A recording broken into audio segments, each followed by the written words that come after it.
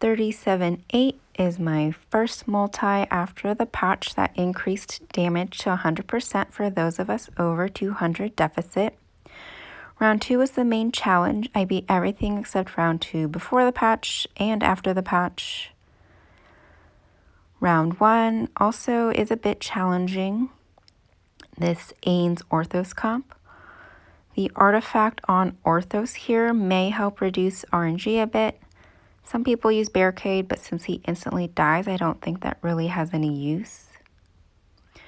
Orthos is also acting as a sacrificial lamb to activate Albedo's Fern, since once one of her allies dies, she gets immunity. Orthos also sets bombs that stun the enemies, and that will help activate Joker's all-out attack.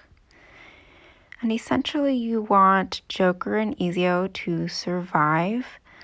So Ezio needs to do a good amount of dodging to achieve that. So bumping up Ezio's dodge helps him survive. I ended up giving him T3 boots and weapons to help that. I know Grindfest used the Grace artifact to give him more dodge as well. I found that I needed a little bit more damage as well as dodge, so I went with the T3 gear. And essentially I restarted every time Joker and Ezio died early on, since you really need all of their damage if you're at a higher deficit. I definitely timed out, so having all 3 of them survive to get that damage is helpful. Round 2 was really horrible for me. Took a lot of tries, took a break, came back and tried some more. Giving Oden and Rosa better gear seemed to help. I bumped up Oden's gear to 5 stars and swapped Rowan and Rosa's gear.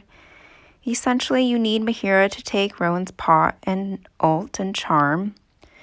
And you need Rosa to ult before Solis can ult so that Mehira can do her second charm.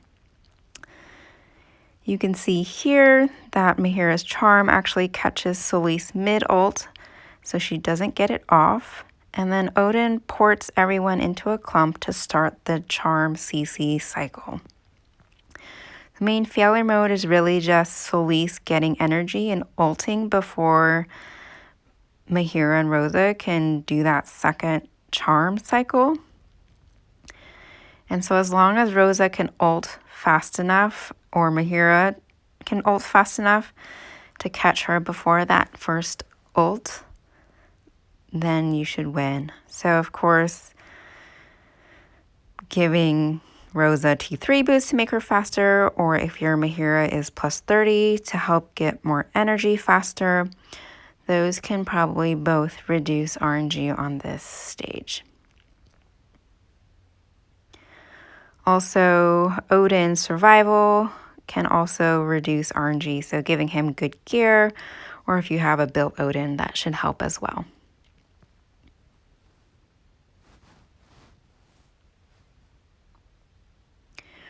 Round 3, Thoran cheese.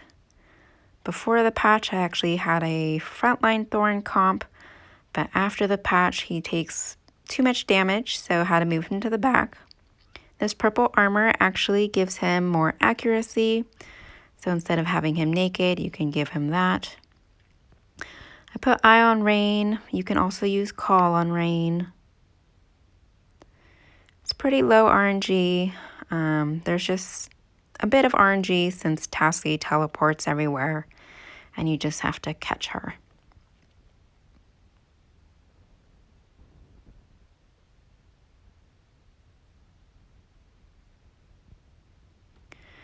Round 4, grez alna. Definitely more challenging after the patch. Had to give Silas and Farah more defensive artifacts. Before the patch, I was using Eye, but after the patch, I needed to give them artifacts to help them survive. Essentially, Silas and Farah need to survive initially, and Silas needs to survive to be able to ult. Win conditions include ulting on Grez or Farah. And then Alna also needs to dodge, since if she gets hit, she's basically one-shot killed.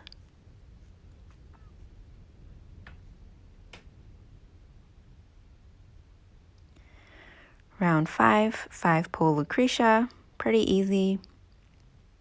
If you don't have Lucretia, you can also do a Queen Skriath Gorvo comp. Since I don't have Skriath 30, I just rely on Lucretia.